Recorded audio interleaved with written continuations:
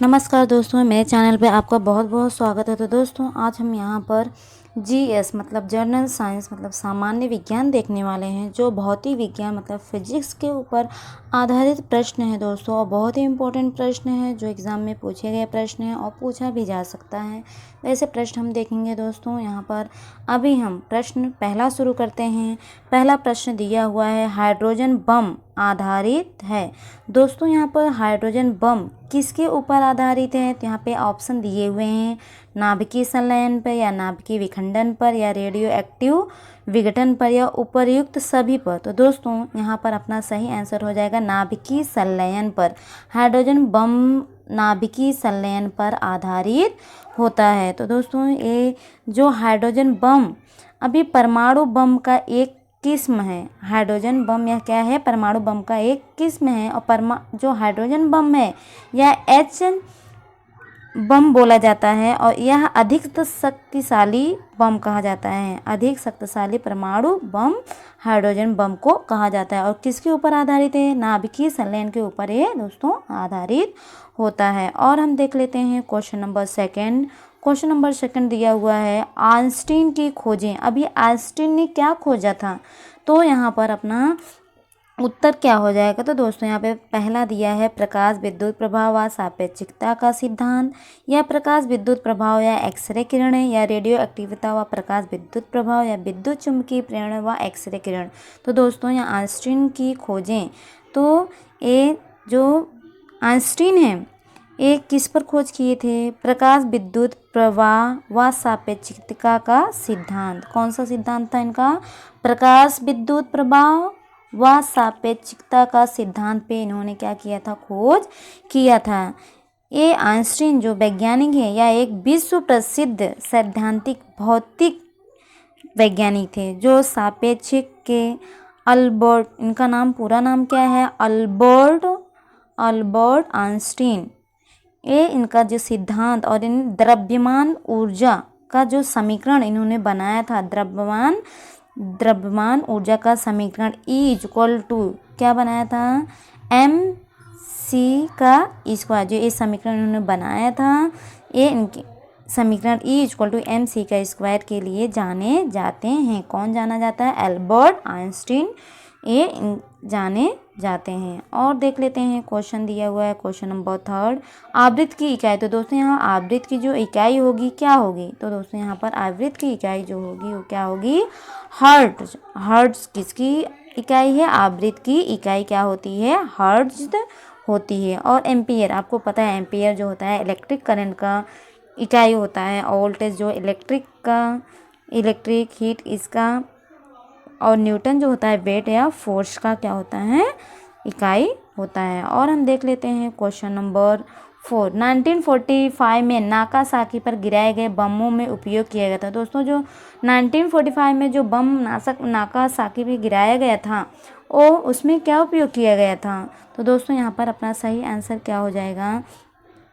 Plutonium. क्या मिलाया गया था? प्लूटोनियम मिलाया गया था। 1945 में नागासाकी पर जो बम गिराया गया था उसमें प्लूटोनियम का उपयोग किया गया था। जो 6 अगस्त को यह 6 अगस्त 1945 में अमेरिका ने जापान के शहर हिरोशिमा पर परमाणु बम गिराया था। और इसके बाद 9 अगस्त को नागासाकी पर ये बम गिराया गया था। और हम देख लेते हैं क्वेश्चन नंबर 5, नाभिकीय रिएक्टर आधारित है। दोस्तों यहाँ पे नाभिकीय रिएक्टर किसके ऊपर आधारित है? तो यहाँ पर अपना सही आंसर क्या हो जाएगा? तो नाभिकीय जो रिएक्टर है वो नाभिकीय विखंडन पर आधारित होता है। किसके ऊपर? नाभिकीय विखंडन के ऊपर आधारित होता है। तो जिसमें नाभिकीय चेन रिएक्शन नियंत्रित किया जाता है। क्या किया जाता है इसमें? जो नाभिकीय चेन रिएक्शन होता है इसका नियंत्रण किया जाता है। और सबसे बड़ा इस्तेमाल ये विद्युत ऊर्जा उत्पन्न करने के लिए दोस्तों इसका उपयोग, नाभिकीय रिएक्टर का उपयोग किया जाता है। और हम देख लेते हैं नेक्स्ट क्वेश्चन। तो दोस्तों ये बहुत ही इंपॉर्टेंट क्वेश्चन है जो एग्जाम में पूछे जाते हैं। 6वां क्वेश्चन है, कोई कण 1 सेकंड में जितने कंपन करता है उस संख्या को क्या कहते हैं? तो दोस्तों कोई कण 1 सेकंड में जितने कंपन करता है उस संख्या को आवृत्ति कहते हैं। क्या कहते हैं? आवृत्ति कहते हैं। और देख लेते हैं नेक्स्ट क्वेश्चन, देख लेते हैं क्वेश्चन नंबर 7। ध्वनि की चाल अधिकतम होती है। दोस्तों अभी ध्वनि की जो चाल होती है सबसे ज़्यादा किस में होती है, अधिकतम किस में होती है, तो कहा जाएगा तो इसमें अपना सही उत्तर हो जाएगा इस्पात, स्टील में। स्टील में जो ध्वनि की जो चाल होती है वो बहुत ही ज़्यादा होता है, अधिकतम होता है। जो किससे बना होता है, इस्पात, लोहा और कार्बेट से दोनों मिलकर स्टील बनाया जाता है। अब ध्वनि एक क्या है, तरंग है। ध्वनि क्या है, एक तरंग है। अगर ध्वनि की जो चाल होता है अधिकतम किस में अगर पूछा जाए तो वायु में होता है, निर्वात में, या जल में, इस्पात में। दोस्तों सबसे ज़्यादा किस में होता है, स्टील में होता है, इस्पात में। इस्पात किससे बना होता है, लोहा और कार्बन से बना होता है। और हम देख लेते हैं क्वेश्चन नंबर 8। सबसे पहला नाभिकीय रिएक्टर बनाया था। अभी दोस्तों अगर पूछा जाए कि सबसे पहला नाभिकीय रिएक्टर बनाया था तो कौन से वैज्ञानिक ने बनाया था, तो यहाँ पर अपना सही आंसर क्या हो जाएगा, तो दोस्तों यहाँ पर अपना सही आंसर हो जाएगा फर्मी। कौन बनाया था, कौन से वैज्ञानिक, इनका नाम क्या है, पूरा नाम है एनरिको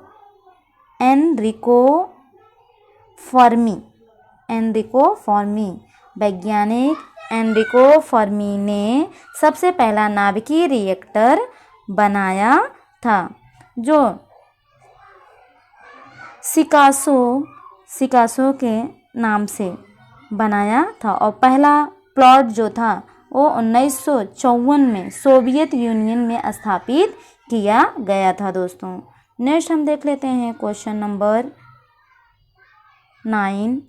नाभिकीय रिएक्टरों में नियंत्रण छड़ें निम्न पदार्थ की होती हैं। दोस्तों जो नाभिकीय रिएक्टर में जो छड़ें का उपयोग किया जाता है वो किससे बना होता है, तो अगर ऐसा क्वेश्चन पूछा जाएगा तो दोस्तों ये किससे बना होता है, कैडमियम की। किससे बना होता है, नाभिकीय रिएक्टरों में जो नियंत्रण जो छड़ें होती हैं वो किस पदार्थ की बनी होती हैं, कैडमियम की छड़ों से बना होता है, जिसमें नाभिकीय चेन रिएक्शन नियंत्रण किया जाता है। और सबसे बड़ा इसका इस्तेमाल किस में किया जाता है, नाभिकीय रिएक्टर का इस्तेमाल किस में किया जाता है, विद्युत ऊर्जा उत्पन्न करने के लिए दोस्तों किया जाता है। अगर पूछा जाए कि नाभिकीय रिएक्टर का उपयोग किस में किया जाता है, तो विद्युत ऊर्जा उत्पन्न करने के लिए इसका उपयोग किया जाता है। नेक्स्ट हम देखेंगे नाभिकीय विखंडन के लिए प्रयोग किए जाते हैं। अभी नाभिकीय विखंडन के लिए दोस्तों क्या उपयोग किया जाता है, तो यहाँ पे अपना सही आंसर क्या हो जाएगा, तो नाभिकीय विखंडन के लिए प्रयोग किए जाते हैं न्यूट्रॉन।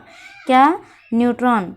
किसका उपयोग किया जाता है, न्यूट्रॉन का उपयोग किया जाता है, प्रयोग किया जाता है। नाभिकीय विखंडन के लिए न्यूट्रॉन का उपयोग किया जाता है। तो दोस्तों वह क्रिया जिसमें कोई भारी नाभिकीय दो या दो से अधिक छोटे भागों में तोड़ा जाता है, इस क्रिया को अत्यधिक ऊर्जा का उत्सर्जन होता है, जो विखंडन, नाभिकीय विखंडन किया जाता है। तो बहुत सी इसमें सबसे ज़्यादा मतलब अधिक क्या, अत्यधिक ऊर्जा उत्सर्जन करने की आवश्यकता पड़ती है। नेक्स्ट क्वेश्चन हम देख लेते हैं। जब दो हल्के नाभिकीय मिलकर भारी नाभिक का निर्माण करते हैं तो इस क्रिया को क्या कहते हैं दोस्तों, तो यहाँ पर अपना सही आंसर क्या हो जाएगा, दोस्तों यहाँ पर अपना सही आंसर हो जाएगा नाभिकीय संलयन। जब दो हल्के नाभिकीय मिलकर भारी नाभिक का निर्माण करते हैं तो इस क्रिया को नाभिकीय संलयन कहते हैं। तो दोस्तों यहाँ पर अभी नेक्स्ट हम देख लेंगे नेक्स्ट क्वेश्चन नंबर 12। बैरोमीटर में पारे के तल का एकाएक गिरना प्रदर्शित करता है। अभी जो बैरोमीटर का जो पारा होता है वो तल का मतलब अचानक नीचे गिर जाता है, तो इसका संकेत क्या होता है, तो दोस्तों यहाँ पर संकेत होता है तूफान का। क्या संकेत दिखाता है, तूफान का। जब बैरोमीटर में पारे का तल का एकाएक अचानक गिरता है तो आंधी तूफान आने की संभावना होती है। दोस्तों जब धीरे धीरे बढ़ने लगता है, पॉजिटिव की तरफ जाता है, तो मौसम स्वच्छ का दर्शाता है। बैरोमीटर में जब धीरे धीरे बढ़ने लगता है तो स्वच्छ मौसम दिखाता है, निर्देशित करता है। नेक्स्ट हम देख लेंगे क्वेश्चन नंबर 13। एक कमरे में पंखा चल रहा है तो कमरे की वायु का ताप, तो दोस्तों एक कमरे में पंखा चल रहा है तो कमरे का जो वायु का जो ताप होगा घटेगा, बढ़ेगा, ना घटेगा ना बढ़ेगा, या पहले घटता है फिर बढ़ता है, तो दोस्तों यहाँ पर अपना सही आंसर होगा बढ़ता है। एक कमरे में पंखा चल रहा है तो कमरे की जो वायु होगा वो क्या होगा, बढ़ेगा। और देख लेते हैं क्वेश्चन और दिए हुए हैं 14 क्वेश्चन। खाना पकाने का बर्तन होना चाहिए, तो दोस्तों अभी खाना पकाने का जो बर्तन होना चाहिए वो कैसा होना चाहिए, तो यहाँ पे अपना सही आंसर क्या हो जाएगा, उच्च विशिष्ट ऊष्मा का निम्न चालकता। कैसा होना चाहिए खाना पकाने का बर्तन? उच्च विशिष्ट ऊष्मा का निम्न चालकता ऐसा बर्तन होना चाहिए दोस्तों, जो उच्च विशिष्ट जो ऊष्मा का चालक उसमें अधिक होना चाहिए, ऐसे खाना बनाने का बर्तन होना चाहिए। और देख लेते हैं दोस्तों नेक्स्ट क्वेश्चन हम देखते हैं। क्वेश्चन नंबर 14 लास्ट क्वेश्चन है। इंद्रधनुष में होते हैं। तो दोस्तों अभी इंद्रधनुष में कितने रंग होते हैं? दोस्तों आपको पता है कि इंद्रधनुष में कितने रंग होते हैं? तो दोस्तों यहाँ पर इंद्रधनुष में 7 रंग होते हैं। कितने रंग होते हैं? 7 रंग होते हैं। अब इंद्रधनुष कभी दिखाई देता है? आसमान में शाम के समय पूर्वी दिशा में जब सूर्य अस्त होता है, और सुबह पश्चिम दिशा में। आसमान में शाम के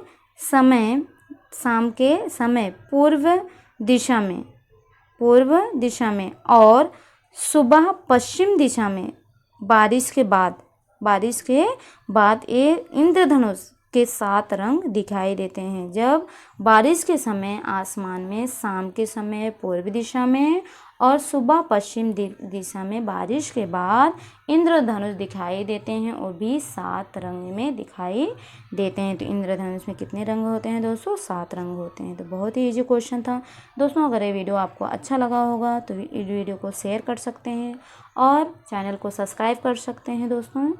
वीडियो देखने के लिए बहुत बहुत धन्यवाद।